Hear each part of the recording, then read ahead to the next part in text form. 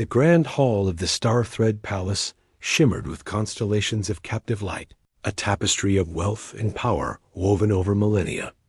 Tonight, it celebrated a union.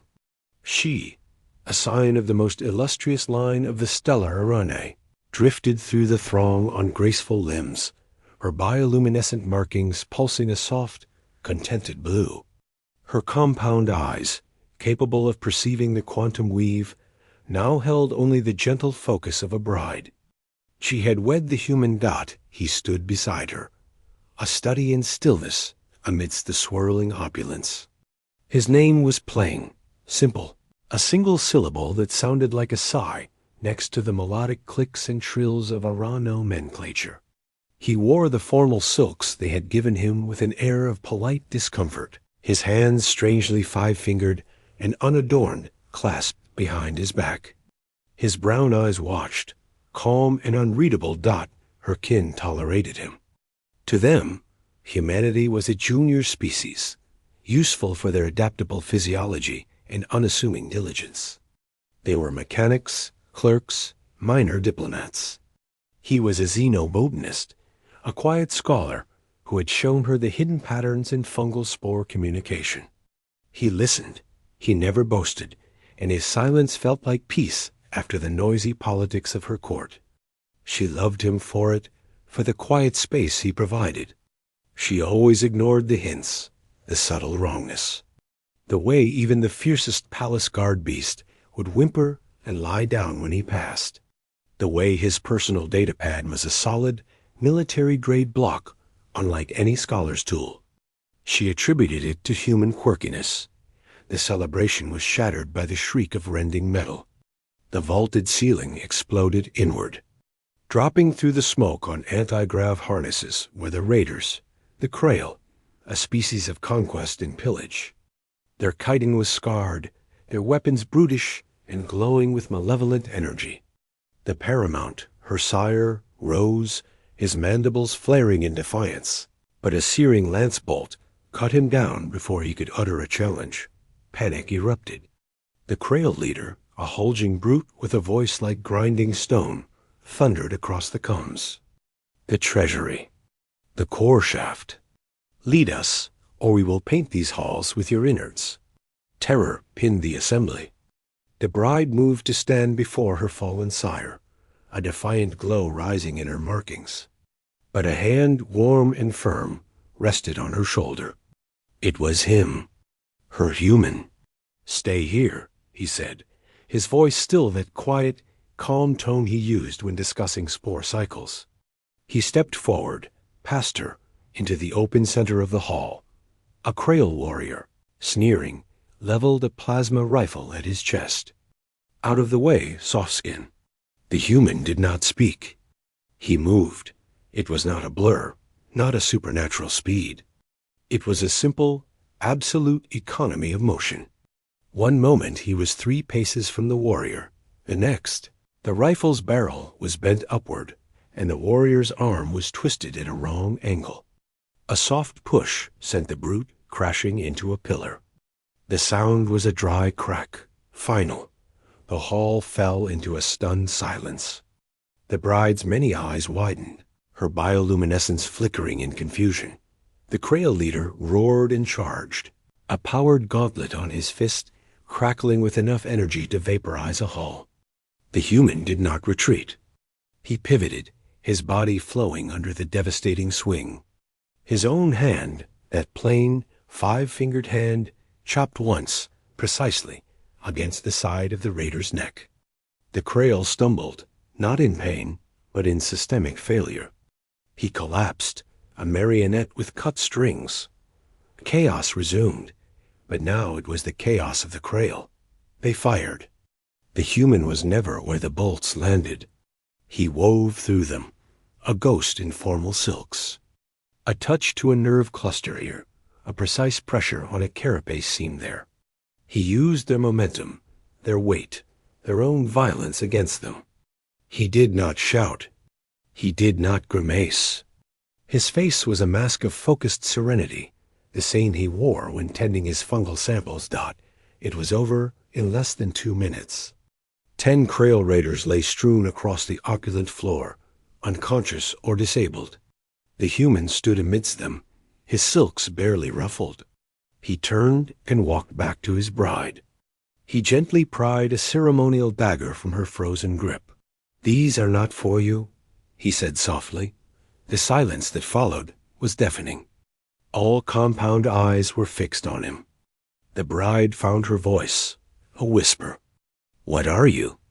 He looked at her, and for the first time, she saw a flicker in those calm brown eyes, a glimpse of deep, old shadows. "I am your husband," he said. "But before that, I was something else." The Arane security forces arrived too late. In the aftermath, the palace hummed with a new tension. The medics tended to the paramount, who would live. The brides sat in their private chambers, the gentle scholar who was her husband kneeling before her, cleaning a smudge of soot from her delicate limb. "Tell me," she insisted. He sighed, a human sound of resignation. "My species has a varied history.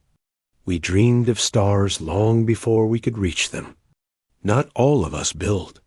Some of us are crafted to break, to protect. I was a weapon long ago. A project designation, not a name. They called us sentinels." He spoke of a time of human fracturing, of wars so terrible they birthed warriors engineered to end them, of physiology rewritten, neural pathways forged in combat simulations, a lifetime of training imprinted before adulthood. When the Great Accord was signed, we were obsolete. A shame. Some were decommissioned. Some of us were given a choice, to forget or to try to remember how to be something else. I chose to try. I chose botany. I chose peace. He looked at her. "I chose you." She felt a tremor run through her. She had wed the gentle scholar, embraced his quiet world. She had ignored the way animals quieted in his presence, the way he never startled, the immense controlled strength in his gentle touches. She had ignored he was a hidden legend. Why hide it? She asked, her glow pulsing with emotional amber. "Would you have said yes?" He replied, his question simple and devastating. "To a weapon? To a legend? I did not want a bride bound by duty or awe. I wanted this. Just this." The paramount summoned him the next day. The throne room was solemn. "You have saved our line. A debt is owed. Name your reward." The human stood, again with that deferential posture that now seemed a careful performance. "I require no reward. I only ask to continue my life here, with your daughter." The paramount's mandibles clicked. "A warrior of your caliber, tending fungi? It is a waste." "A choice," the human corrected gently. "The first real one I ever made." The story, of course, did not end. The Krail, humiliated, returned. An armada, dark and bristling, emerged from the void above the Arano homeworld.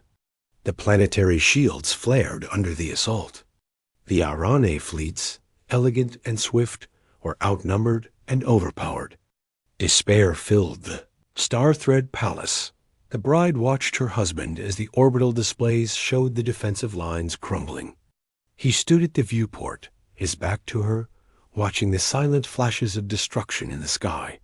"They will break the shield in 3 hours," she said, her voice thin with fear. "I know," he replied. He turned. He was wearing not his silks, nor his botanist's tunic, but a simple, dark bodysuit of a human cut. It looked old. From a pocket, he retrieved a small, smooth device. "What is that?" "A key," he said. "To a lock I promised never to open again." He pressed it.